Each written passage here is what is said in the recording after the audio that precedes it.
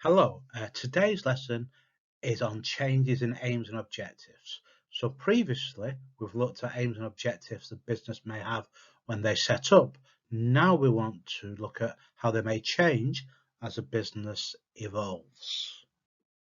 So firstly, a bit of knowledge recall from our knowledge of objectives. Can you state 4 financial objectives and 4 non-financial objectives that a business may have? Can you put that down on the worksheet? Just pause the screen here so you can write down the answers. So here are the key financial and non-financial objectives that a business may have. The first one is survival.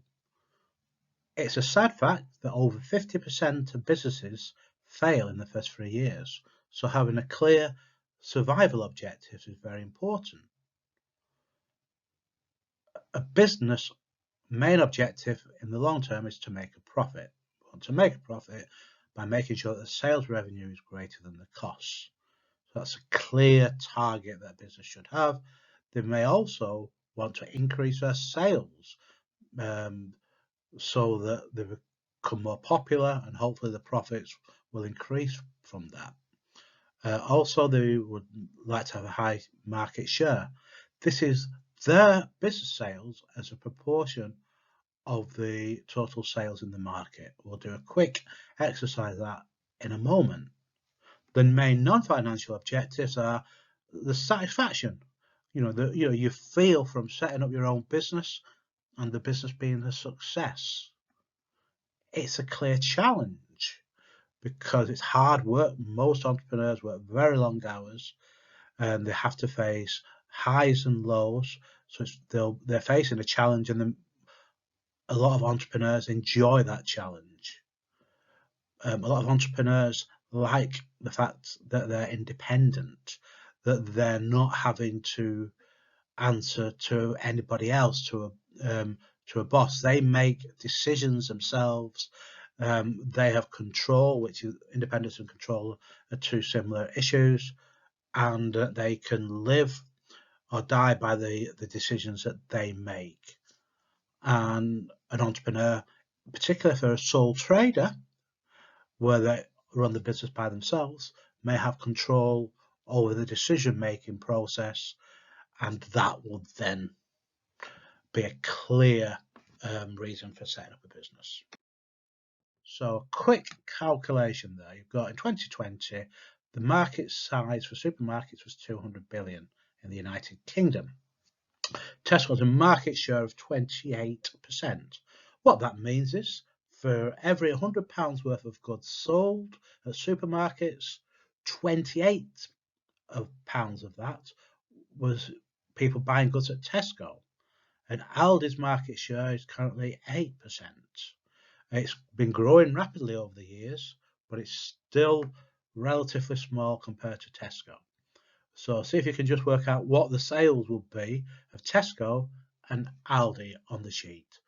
So pause the PowerPoint and complete the questions. So you got the answers there. So first one is 56 million. So that is 28% of 200 million.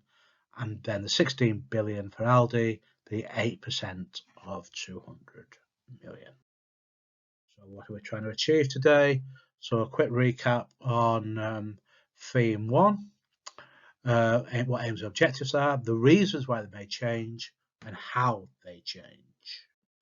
So a quick knowledge recall, have a quick think. What is an aim and an objective? Pause the screen while you think. So an aim is just a general statement which could be to make a profit. So what you're trying to achieve. An objective is we turn that aim into something that's clear and measurable, and we can see whether we're successful or not. And the clear thing, it should be smart. So specific, measurable, agreed, realistic, and time bonded. So what that means is specific element of the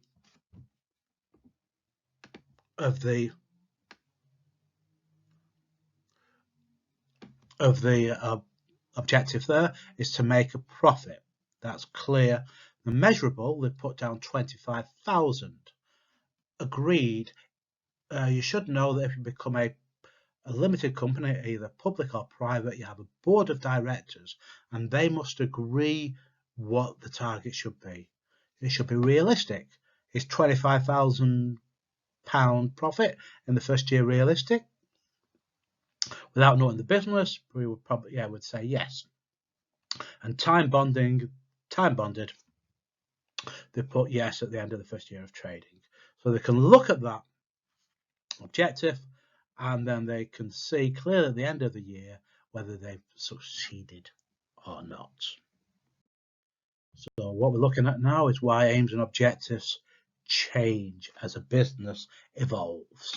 So first one, maybe changes in market conditions. So we're using the internet more, also our fashion and taste change. So the example there of John Lewis, more and more people are buying products off the internet. And the Greg sausage roll we see underneath there, that's an example of a vegan sausage roll. So as people change and their taste change, then you may have to adapt your objectives. Also, technology changes. So that could make changing technology could make it easier to expand abroad, for instance, by using e-commerce and m-commerce. E-commerce using the computer, m-commerce very similar, but using the M stands for mobile phone.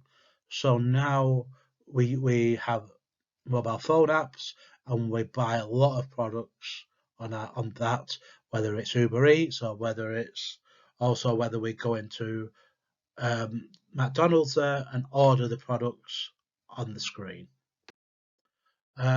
Also changing performance.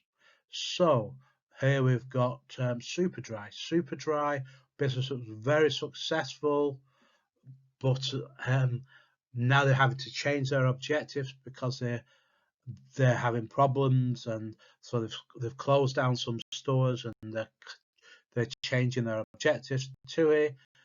As we know, there's severe problems at the moment in the holiday industry. They're having their objectives right now. Changes in the law. If the minimum wage rises, that's the lowest amount you can pay someone an hour. So when we looked at that last year, that could mean that would lead to an increase in costs. Business may move abroad. Also, we don't know what's going to happen, but if and when we leave the European Union, that may cause some companies to say, right, we're not selling as many products in Europe, and we'll be looking in particular to countries such as China and India to sell more products. Also, internal reasons to change. That could be a new board of directors or a new managing director who is the person in charge of the business, and that may change what they do. So for us, at the moment, John Lewis has got a new managing director, and one of the decisions that they're making is because more and more people are buying products online, that they're going to have to close down some of their stores, the stores that in particular may not be profitable. Right, so the next section is how do they change? So we look to the reasons. How may the objectives change? So it could be a focus on survival or growth.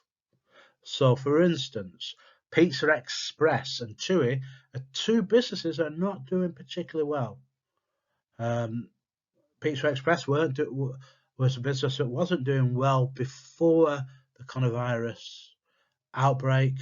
They've overexpanded. They've got too many shops. There's lots of competition. So they're at the moment be focusing on survival, as will TUI. TUI are trying to get a loan from the government. They're trying to think about how they can survive.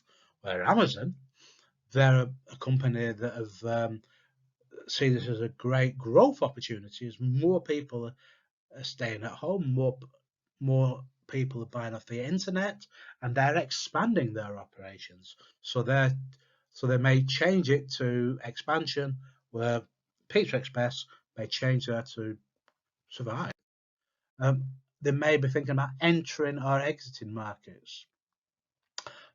Businesses such as Apple, Volkswagen, and Burberry consider China and Southeast Asia to be their major market now. So they've made a decision and they've adapted their products accordingly, particularly Volkswagen. They've made smaller cars to suit the Chinese and Indian market because that's where they're entering this market. Tesco, on the other hand, because it was the supermarkets were a very competitive market in China, and they didn't have enough knowledge, have moved out of China and stopped selling products there. So they've exited the market where Volkswagen, particularly, have entered the Chinese market. Growing or reducing your workforce.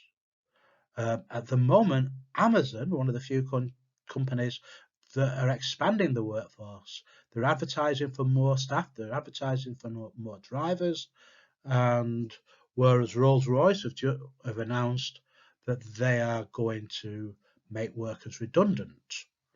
And Rolls-Royce, they make engines for aeroplanes, and as the airline industry suffers, as fewer people travels, there'll be fewer planes being built needing Rolls-Royce engine, so the demand for their products is in decline. So British Airways and Rolls-Royce are two examples of business. So businesses may also change their objectives to increase or decrease in their product range. So clearly a business such as Amazon are currently trying to increase their product range because they're selling more products. They're also, they're very much into the streaming, food shopping. They're making a lot more of their own products. And also now British Airways, on the other hand, they're reducing the destinations that they fly to. Because there's a lower demand for flying, they're flying to the major cities, but not flying as much to the smaller ones. Right, so what I want your activity to do is I want you to convert the objectives that you have into the statements that they have into SMART objectives. So the first one there, you got focus on survival or growth, and then so actually obviously Amy's kitchen is wanting to grow, so we've converted that statement into a SMART objective. By 2022, in 2 years' time, they plan to increase their profits up to £100,000 a year. So a clear SMART objectives. So then I want you to think of a SMART objective that could be for entering or exiting a market. We know already that they want to sell north of London, so where else could they start to sell their products? And then growing or reducing their workforce. Again, would they be looking to increase the workforce or reduce it? And what type of products?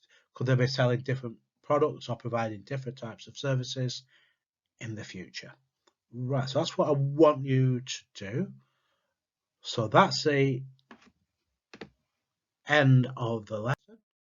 And then you've got two exam style questions to do. Explain the benefits of having clear objectives, 3 marks, so 3 sentences. And then explain the limitation of setting an objective. State a limitation and then explain why that's a problem. State a benefit and then write down why. So you get your knowledge mark and then you get 2 marks for developing an argument. Okay, thank you. So that's today's lesson on changing